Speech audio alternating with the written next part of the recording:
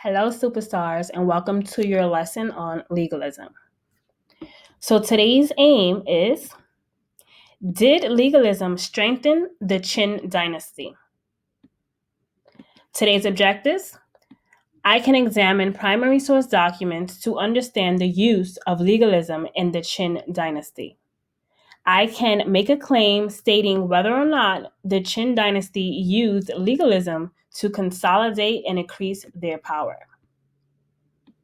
Today's agenda, we're going to start off, as always, with our do now, where you'll click this link here. It's going to bring you to a Google form, and you're going to answer 2 questions to start off the lesson. Next, we're going to engage in a mini lesson where I'm giving you historical context on Lee's side and a little bit of background information on legalism and how the 2 documents that you're going to look at today relates to legalism. When we are engaging in the mini lesson, you guys are going to complete the first part of the pace chart by completing the 5 W's, all right? And that's the preview. That's where we preview for the who, what, when, where, and why. And that's going to help us to put into context what we're looking for in the document in the independent practice, all right? So next on the agenda is your independent practice, all right? You're going to look at these 2 primary source documents and complete the rest of the pace chart following. All right, next on the agenda, and finally, is your exit ticket, where you're answering the aim. Did legalism strengthen the Qin dynasty? And you're going to use evidence from the primary source document in today's lesson to support your response. Just a few more, a little bit more background information on legalism. We can start to make this connection towards Chinese legalism and Hammurabi's Code. Remember, we learned about Hammurabi's Code earlier in this unit.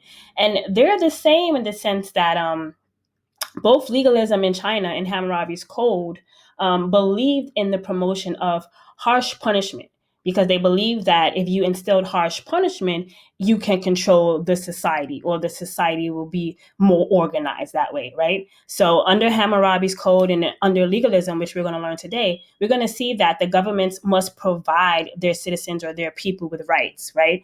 And we saw that in the Hammurabi's Code, the citizens were provided with rights, right? But in order to make sure that these citizens are following the rules or the laws and getting these rights, harsh punishments were needed to control this society, right? So eye for eye. Remember when we looked at the Hammurabi's Code, we read, if a man breaks a limb of a slave, he has to pay, Y amount of Z's of menos, right? Or mena. So there are a lot of similarities between legalism and what we already know from our natural knowledge and our previous learnings. All right. So I'm so excited for today's lesson. I'm so excited for you guys to learn about legalism and really see how laws come into play as it pertains to human beings and human rights in general. Right.